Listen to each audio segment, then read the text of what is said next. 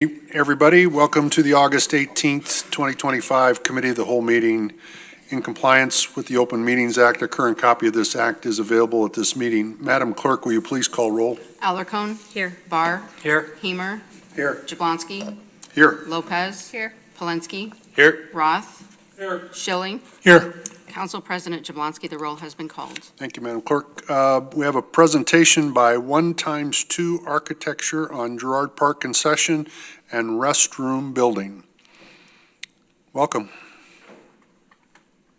My name is Matt Smith with 1x2 Architecture, and I will hopefully get this plugged in. Could you raise the podium and speak directly into the microphone, please? Yep, so Matt Smith with... The board goes up, yeah, there you go. So Matt Smith with 1x2 Architecture, so thank you for having us today, and I have Brian Carney here with BD Construction as part of our design build team. So we're here to review the Girard Park concession stand and restroom building with everyone here.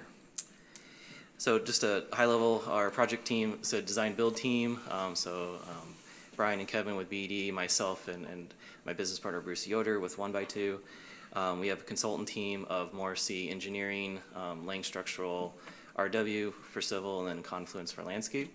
And then we've been working with Betsy, Rick, Sydney, Braden, and Tom as we've gone through the process for this project. Just wanted to, going back with the overall master park, or Girard Park master plan, as part of the Pawnee Park and Girard Park master plan. So this is a piece of that overall vision, but really providing a centralized concession and restroom building, centrally located within the kind of that vicinity here of this number 5 area. So and that's the space that we have been working through and working with. So talked initially with the group about the overall project goals and kind of what a success would be for the city and for their user groups. So really, it's a facility that can compete with Omaha and Lincoln, drawing in the tournaments and the regional play and whatnot into the city of Columbus. Wanted a more modern style as far as the facility goes. Definitely wanted something that needs to be functional. Also has an ease of wayfinding, so the visitors who have never been to the park before, or the fields, have a sense of where to go and how to get around. Wanted, again, one centralized location for everything. Right now there's a couple various buildings where people may not know where to go as far as tournament central and restrooms and whatnot. Flexible concessions, so upgrading the concession stand, centralizing that, upgrading the quantity of women's restrooms and the size and facilities that are there was a goal. And then overall for the whole building, just making sure that it's easily cleanable and also easily maintainable. So this is a building that can last for quite a long time. So part of the process we went through and just from the master plan, looked at the initial program that was pulled together for the number of spaces and types of spaces. So restrooms, umpire rooms, umpire restroom, attorney HQ. We talked about, is there a need for a multi-purpose room? As we went through the process, determined that there wasn't as big of a need for that type of space. And then concessions, storage, and then just the miscellaneous mechanical, electrical, IT spaces to help the building run. So just kind of orienting everyone here. So the new tennis courts and pickleball courts there at Girard Park. And then the yellow is kind of the site area which we were working with. Noted there on the bottom, and the red is the existing batting cages, and there's a storage shed there. So as we started to site and work this plan out, determined that the batting cages, it would make most sense to relocate those as part of the project, but then the storage shed could stay. And that's mainly as we get through just looking sight lines from the concession stands and whatnot, so you can see all the fields. So the batting cages were kind of situated in a place where it was blocking a lot of those visual sight lines that we're trying to keep. So just a few photos. I'm sure everyone's been out and seen the park and the area. So you can kind of see on the right, this is kind of that space that we're looking at as far as the new facility would potentially go. So from a site standpoint, this kind of high level, just to give you an idea of where we're showing it located. You can see the batting cages. It's kind of overlapping, but the storage shed we have feel that can remain in where it's at, and then the relation to the pickleball courts, and then the new tennis courts.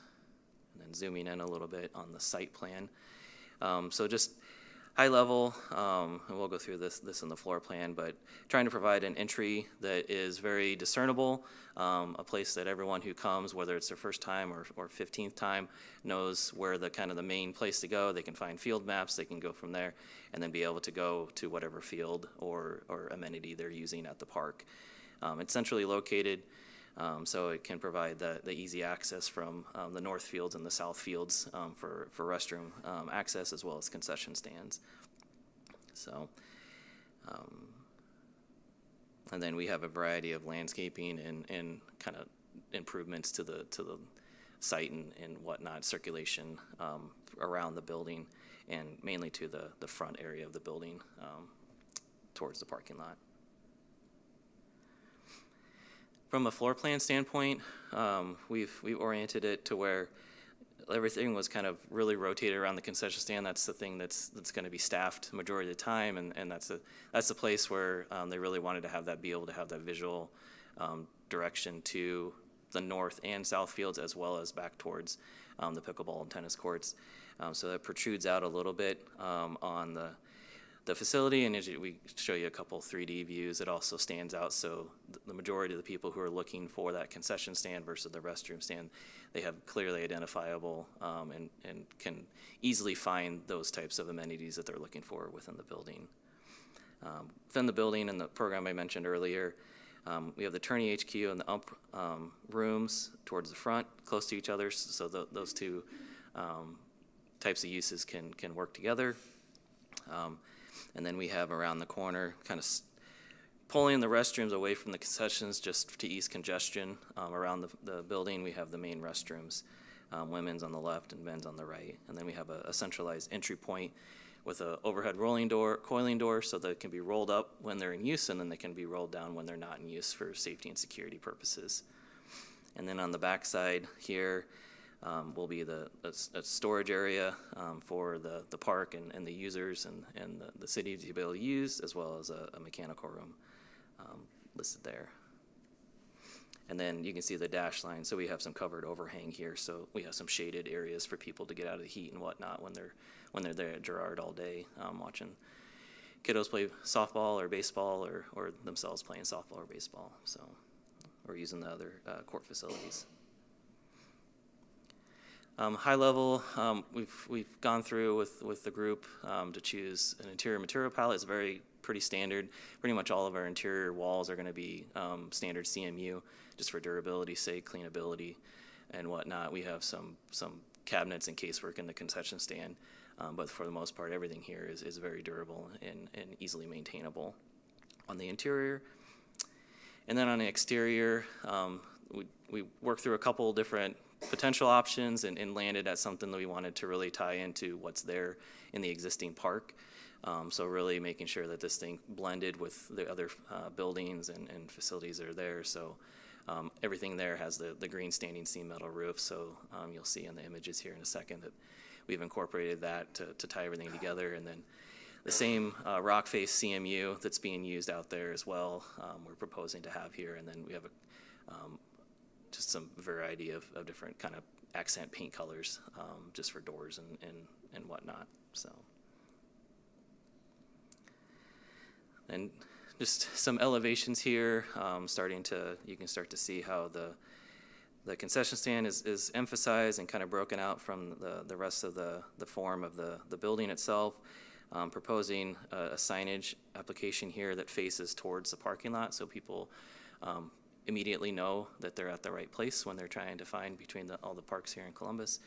And then also providing some covered areas and some signage for restrooms and whatnot throughout the building. So really trying to make sure that it's very as intuitive as it can be for the facility.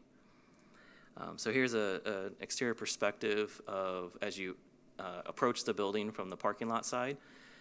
So again, with that signage prominently towards the front, some covered roof area, soffit area there, and then we do have a little cupola area up here as well to help kind of give the building some accent, some uniqueness. See on the right the concessions area there, so pulling that out of the form essentially just to allow it to stand out, providing the concession signage there too, so everyone knows where they need to go, so there's no confusion. And the restroom side.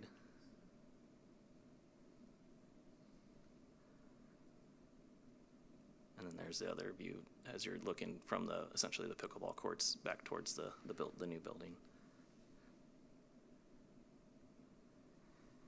And you can see it in the overall context of the site, of how that starts to lay in there.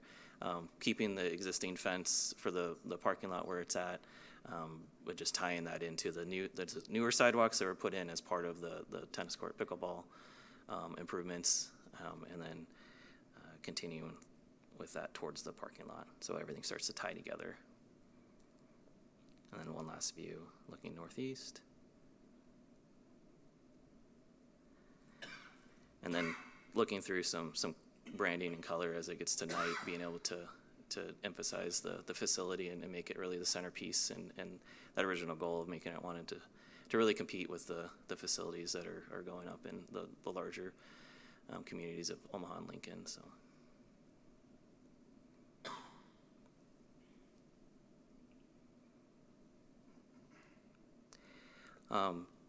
Then speaking to budget, and I don't know, Brian, if you have anything else to mention, let's kind of keep a high level at this point. So from what we've been instructed, we're doing the design portion of the project right now, so we'll take it through construction documents, so it's ready to be bid and then eventually built.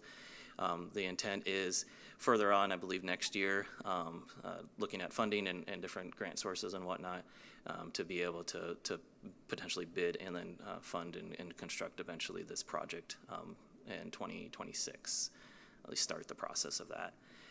So with current construction, we've been working back and forth with design and kind of squeezing the building down and making sure that it's fitting within a reasonable budget for all the amenities that are there. We have the original design contract that we're working under.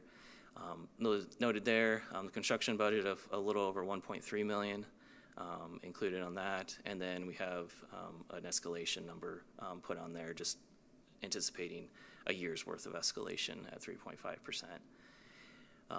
One thing that we've worked with as well on the mechanical electrical side is, as we kind of went through the process, the field lighting out there at Girard needs to be upgraded. So there's been some bids and quotes received for that.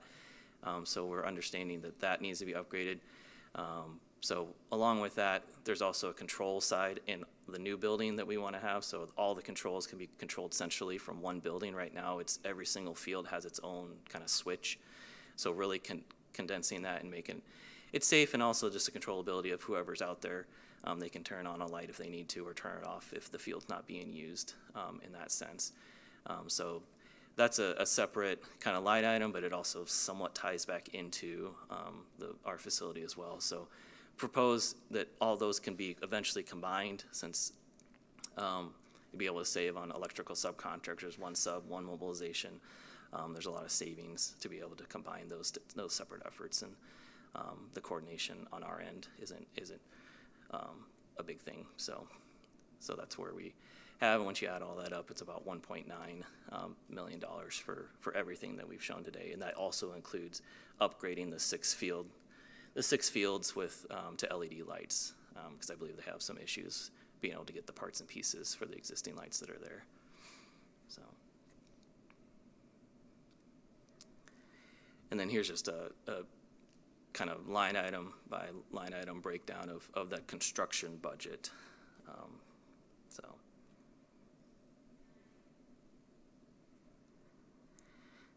So from a scheduling standpoint, kind of our next steps. So we're wrapping up and working towards completing construction documents.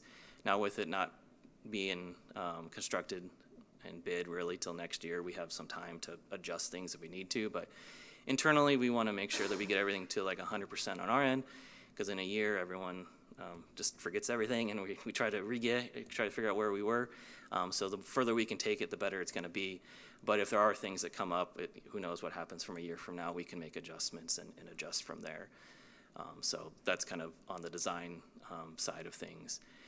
So we're shooting for the end of the month to have that. We'll deliver that set to the city, and then we're going to meet like 2 weeks later just to kind of put a bow on things for right now, as we look for, okay, anything that we need to change, anything we need to update before we wait for a little bit in the process. So, and then late summer, early fall, potentially of next year, bidding, and then construction potentially next fall on this project, pending approval of the project itself. So, with that, any questions anyone has? The existing facilities, what's the plan for that? So I think long-term plan, the existing facilities, as we've talked through, would be decommissioned and taken down. As part of this project right now, we have those staying, just due to funding and whatnot. As far as, it's really the two existing buildings are the concession stand to the north and the concession stand to the south.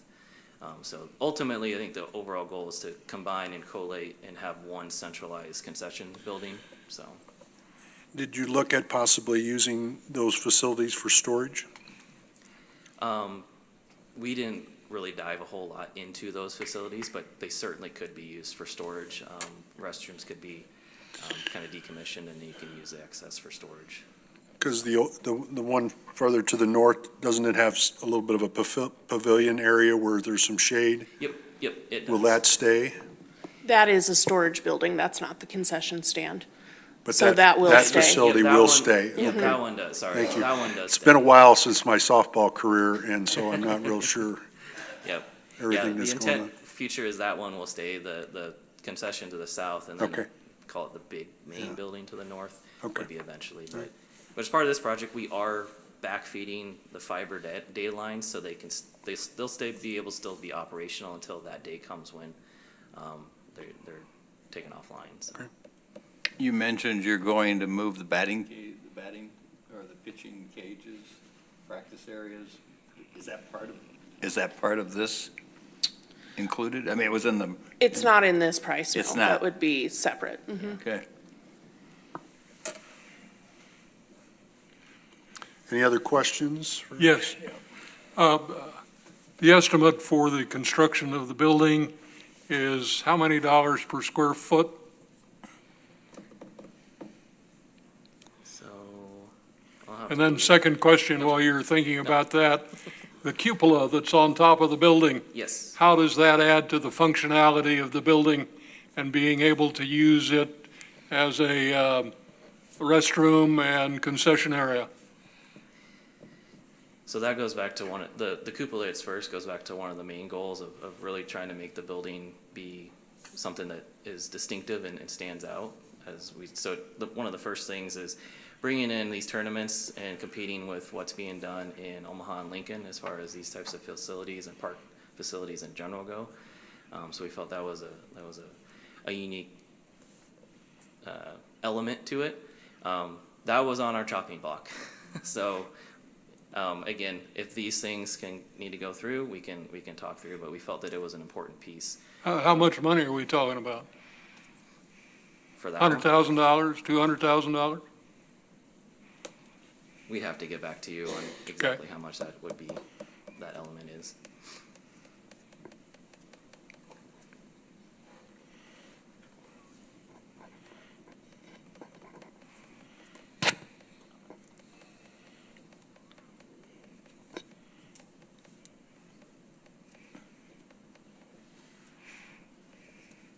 What was that?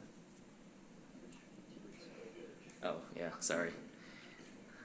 Let me get the square footage. I can pull that up before I leave here and get it for you, so.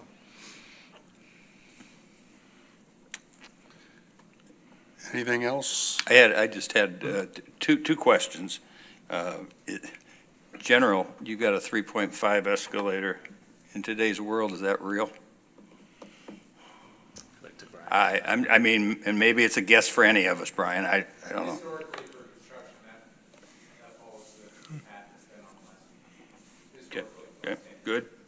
The other question, early on, you had an initial project master plan, and maybe I missed it, but you did have a multi-purpose meeting room with 800 square foot, and you had restrooms with 600 square foot.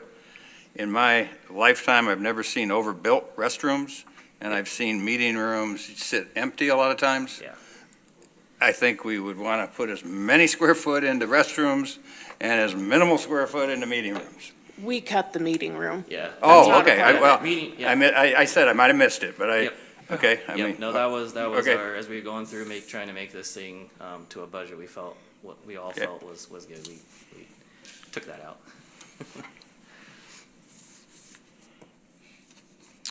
Anything else? Not, we appreciate your time, and All right. Perfect, thank you, everyone. thank you.